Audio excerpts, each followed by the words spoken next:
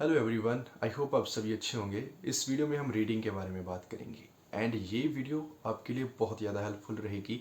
सो इस वीडियो को पूरा देखना। एंड मैं आप सभी को बताना भूल गया था कि मैंने जीडी का एग्ज़ाम दिया था कंप्यूटर बेस्ड। एंड अगर मैं अपना रीडिंग का रिजल्ट आपके साथ शेयर करूँ, रीडिंग में मेरे 8 बैंड आए थे। रीडिंग में 8 बैंड स्कोर करना ज़्यादा इजी तो नहीं है बट पॉसिबल है। कुछ स्टूडेंट्स कहेंगे कि जीटी में तो आसानी से आ जाते हैं, जीटी की रीडिंग तो बहुत आसान होती है। आसान तो होती है मेरे भाई, बट उसकी मार्किंग स्कीम देखोगे ना तो आपको थोड़ा लगेगा कि रीडिंग हार्ड भी होती है। बिकॉज अगर आपको 6 बैंड भी चाहिए जीटी में, रीडिंग की बात कर रहा हूँ, तो कम से कम आपके जो 30 क्वेश्चन है वो सही होने चाहिए। 8 बैंड स्कोर कब बनता है? जब आपके 37 या 38 क्वेश्चन सही हो। अगर आपके 35 भी सही है ना, फिर भी आपको 7.5 ही मिलेंगे।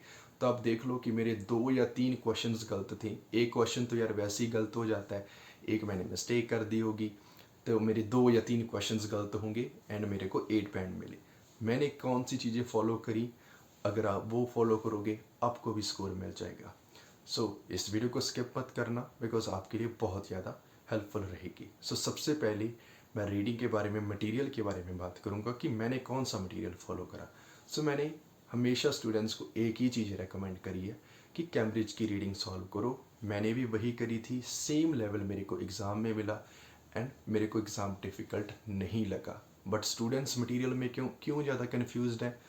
बिकॉज वो सोचते हैं कि अगर हम ये रीडिंग करेंगे तो हमारा तब स्कोर आएगा, ये करेंगे हमारा तब स्कोर आएगा।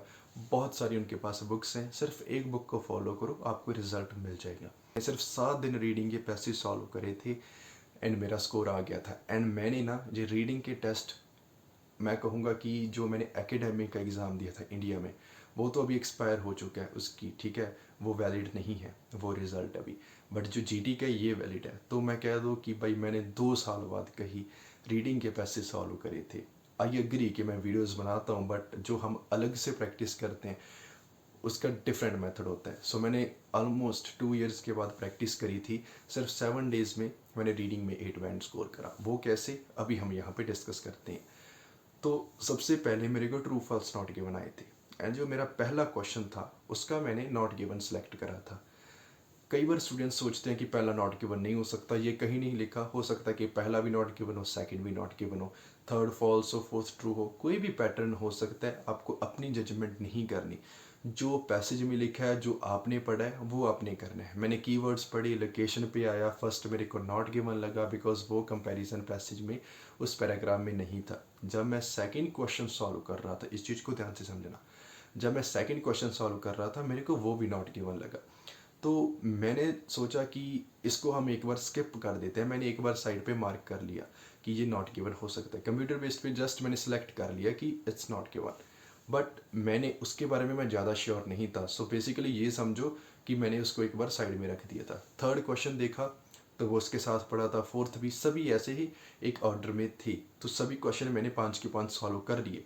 बट जब मैं लास्ट क्वेश्चन सॉल्व कर रहा था, जो सेकंड क्वेश्चन था, उसकी कुछ इन्फॉर्मेशन लास्ट पैराग्राफ में थी। कुछ इन्फॉर्मेशन तो फर्स्ट के साथ थी, फर्स्ट पैराग्राफ में, एंड कुछ इन्फॉर्मेशन लास्ट पैराग्राफ में थी। एंड जब मैंने लास्ट पैराग्राफ पढ़ा एंड फर्स्ट पैराग्राफ पढ़ा तो उस क्वेश्चन का आंसर ट्रू निकला। इट मीन्स कि जब भी आपको कोई क्वेश्चन नॉट गिवन लगे उसको एक बार स्किप कर देना है, एंड तक पैसेज को देखना है। अगर आपको सभी पैराग्राफ्स में उसके बारे में नहीं पता चलता तब आप उसको नॉट गिवन लगाएंगे। बिकॉज तो एक ना आधा क्वेश्चन ऐसे आपका गलत हो जाता है। मेरे को वहाँ पे एक चीज़ नई सीखने को मिली कि नॉट गिवन जब भी आप लगाते हो मेक श्योर करो कि जब पूरे क्वेश्चन सॉल्व हो जाए, उसके बारे में कोई बात नहीं करी है, उसका कोई कंपैरिजन नहीं है, तब आपने नॉट गिवन लगाना है। बिकॉज एक क्वेश्चन उसमें ट्रू या फॉल्स हो जाता है। इस चीज़ का आपको प्लीज़ ध्यान रखना है। एंड और कौन सी चीज़ें हमें रीडिंग में मेक श्योर करनी चाहिए? एक तो कॉन्फिडेंस होना चाहिए आप में कि आप कर सकते हो। 90% स्टूडेंट्स कॉन्फिडेंस ही नहीं रखते। अगर उनके पास कुछ परसेंट भी कॉन्फिडेंस आता है ना, उस स्टेज को वो ओवर कॉन्फिडेंस कह देते हैं। अगर आप थोड़ा सा कॉन्फिडेंस भी लेकर आते हो तो आप उसी चीज़ को कह देते हो कि ओवर कॉन्फिडेंस है। आप उस स्टेज को फॉलो ही नहीं करते कि जिसमें आपके पास पूरा एक कॉन्फिडेंस होना चाहिए। एंड हर रोज़ मैं एक ही रीडिंग पैसे सॉल्व करता था, अपनी मिस्टेक्स को फिगर आउट करता था। एंड गूगल पे ना मैं सिर्फ उसके आंसर्स नहीं देखता था कि हाँ इसका ए है जिसका बी है। अगर इसका बी है, मैंने सी लिखा है, तो मैं ये भी लिखता था पैसेज का नेम लिखकर कि आंसर्स विद एक्सप्लेनेशन, तो बहुत सारी वेबसाइट्स होती थी एंड कैम्ब्रिज की आपको सभी मिल ही जाएंगी।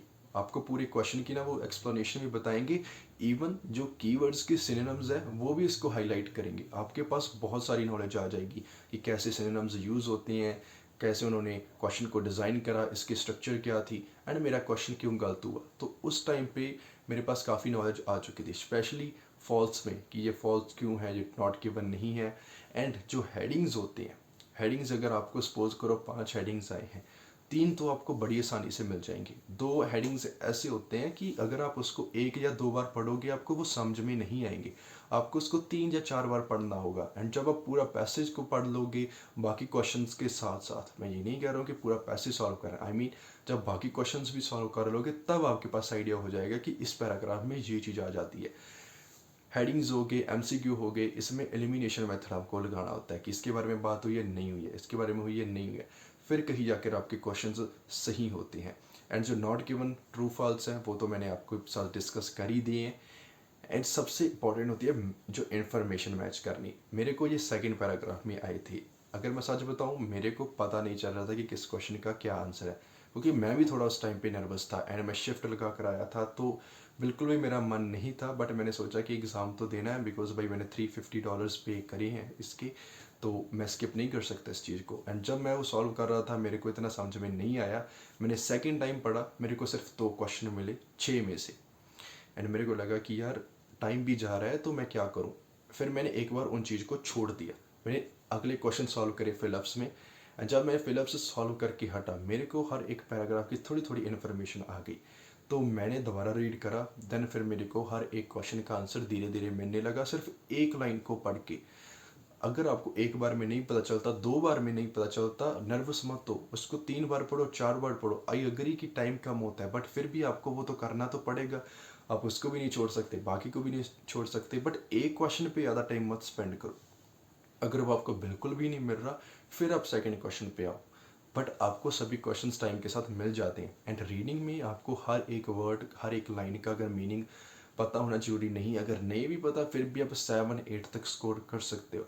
बस आपको अपनी कंसंट्रेशन, आपका फोकस उसको मेंटेन रखना है। अगर आप चाहते हो कि नहीं मेरे तो रीडिंग स्किल्स बहुत ज़्यादा हाई करनी है, मैंने तो 9 बैंड स्कोर करने हैं, तो हर रोज़ एटलीस्ट आपको 2 आवर्स तो देने पड़ेंगे रीडिंग को।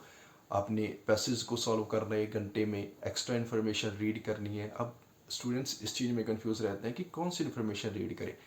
कोई भी आर्टिकल पढ़ लो, कोई भी आप न्यूज़ पढ़ लो, कुछ भी आपको मिले आप उसको रीड करो। हर बार आपको नई नई चीज़ें सीखने को मिलेगी एंड आपकी रीडिंग की प्रैक्टिस बनेगी। सो रीडिंग मॉड्यूल इतना डिफ़िकल्ट नहीं है जितना स्टूडेंट्स आजकल उसको बना रहे हैं। एंड हर वीडियो में मेंशन करता हूँ, अगर आप ये सोचोगे कि इस बार रीडिंग डिफ़िकल्ट आएगी तो आपका जो माइंड है उसी चीज़ के ऊपर ध्यान देगा, क्योंकि प्रेडिक्शन आजकल काफ़ी पॉपुलर है, स्टूडेंट्स उसी चीज़ में सोचते रहते हैं। प्रेपरेशन की तरफ आप कम ध्यान देते हो एंड उसी की वजह से आप स्कोर नहीं करते। अगर मैं बात करूँ मोटिवेशन की, सिर्फ 1 घंटे का एग्ज़ाम होता है एंड आपने अपनी लाइफ के बहुत सारे ड्रीम्स, बहुत सारी एम्स सोच रखी हैं कि मैंने ये अचीव करना है, बट सिर्फ आपको 1 घंटे के लिए थोड़ा सा हार्डवर्क करना है ना, थोड़ा सा अपने फोकस रखना है। अगर आप उस 1 घंटे में अपना बेस्ट दे देते हो, आप अपने सभी एम्स, अपने गोल्स को अचीव कर सकते हो। एंड आपके जो गोल्स की हैप्पीनेस है ना, उसको आप कभी भी डिफाइन नहीं कर सकते। तो अगर आप उन चीज़ों को एक्चुअल में अचीव करना चाहते हो, एंड अगर आप उन चीज़ों को एक्चुअल में अचीव करना चाहते हो, तो इस 1 घंटे में आपको अपनी स्किल्स को शो करना होगा, आपको अपना कॉन्फिडेंस रखना होगा एंड आप रख सकते हो। बिकॉज जो आपके गोल्स हैं वो 1 घंटे से बहुत बहुत ज़्यादा बड़े हैं। तो आप अपने गोल्स के लिए अगर 1 घंटे में अपनी स्किल्स नहीं शो कर सकते तो आप क्या करोगे। एंड अगर आप और सीखना चाहते हो कि मेरे को तो और भी सीखना है रीडिंग के बारे में, तो आप रीडिंग के मेरे स्पेशल कोर्स में जा सकते हो। उन वीडियोस को चेक करो, आपके लिए बहुत ज़्यादा यूज़फुल रहेंगी। तो बाकी वीडियोस मैं बहुत जल्द लेकर आऊँगा। नेक्स्ट वीडियो में मैं आपको कुछ डिफरेंट टेक्निक्स शेयर करूँगा आपके साथ कि आपने कैसे स्कोर करना है रीडिंग में। एंड मेक श्योर कि आप इस चैनल को सब्सक्राइब करें। So thanks for watching this video guys, have a wonderful day.